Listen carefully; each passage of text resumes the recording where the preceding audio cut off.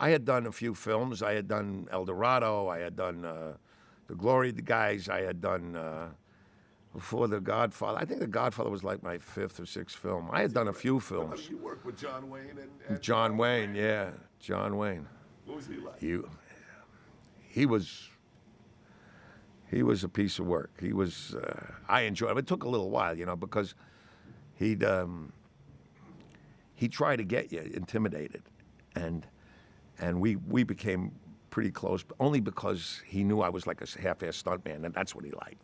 Didn't matter, and he would really try to intimidate you. Like so the first week was me and him, and I come out of this, the neighborhood playhouse, the studio, and I'm looking at this guy act. Now, why'd you do it, Luke? Why'd you have to go and do it? And I'm looking at him, and I can't believe that I'm listening to this. So I just started, every time he talked, the only reality was that I was smiling at the way, So when Mitchum came, he looked at some of the dailies. He goes, "You're doing a lot of smiling there, Jiminy Cricket," because I wore his hat, and he called me Jiminy Cricket. I go, "What do you want me to do?" But I had a really good time with those guys. I mean, of course, I had to wear lifts this big between those two guys, and Howard Hawks, and Howard Hawks. yeah. How was he? How was he to work with? He was his own guy. Nobody told Howard what to do. He'd go and write an eighth of a page in a day in his trailer, and we'd just ride horses and wait for him to come out. Paramount wasn't going to say nothing.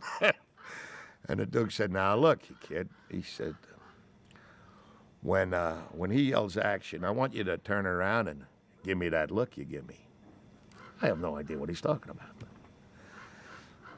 So Hawks, of course, comes walking across. We had the whole town full of like 4-ups. It was a huge shot. The three of us come running around this corner at night, and there were 4-ups and 2-ups and stagecoaches and 200 extra, the whole town.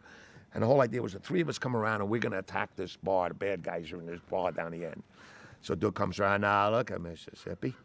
You go down around there and I'll do this and da-da-da." And I say something and I go. That was what Hawks wanted me to do. And he goes, he says, "When you say that line, just go."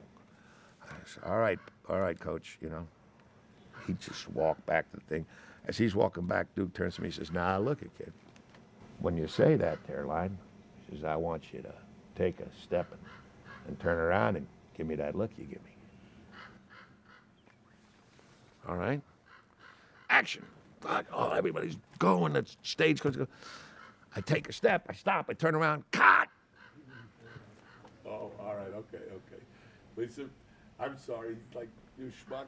He's got, you went so far forward that you went away from the I'm sorry. But all right, tell me. You're behind the thing. Everything's set up. Yeah, no, but the point is that Wayne told me every time, he says, "Take a step, turn around." So I do it, and then Hawks would yell, "Cut," and come walking a thing. They'd reset everything, which took a half hour. And he'd go, "Look, kid," he says, "when you say the line, just go." All right, Coach, sorry. All right? Now he walks, he goes, as he's walking back to the camera, he goes, "Now look, kid." He says, "Don't take a whole step. Just take a half a step and then turn around and give me that look you give me." I still have no idea what the friggin' look is. I think it was smiling. I mean, I'm just laughing at him. Action, everything starts up again. I take a half a step, turn around, cut! He comes and does yelling. He says, "What's the matter with you? Can't you just say the line and go?" "Coach, I'm really sorry. I don't know what happened. I had a brain fart, something. He starts walking back and he goes, "Now look, kid." And I turned around and Mitchum ran. I was going to hit him. And from that day we were like, he knew what he was doing. He just was having a good time at my expense. But it turned out I'd be off camera, right? I'd be off camera after a while, and. Am I waiting? Yes, you're waiting. Okay. But now, as a week went by, I'd be off camera and Hawks would be next to me and Duke would be, sitting there and the camera there. And right in the middle of my scene, I'd go, right? And he'd laugh and, "Duke, what's the matter there?" He said, "Oh, nothing, Pappy. Sorry." Just, And, it just became see who could screw up who.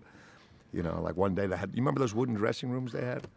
I come to lunch and my dressing room's locked. I go, "Excuse me, guys, how come it's locked? I can't get in there." "Well, here's the key." Garbage just came out. He just piled it with garbage. He was like a 12-year-old kid, Duke, But this is more about Rickles, who in some way is a 12-year-old kid himself.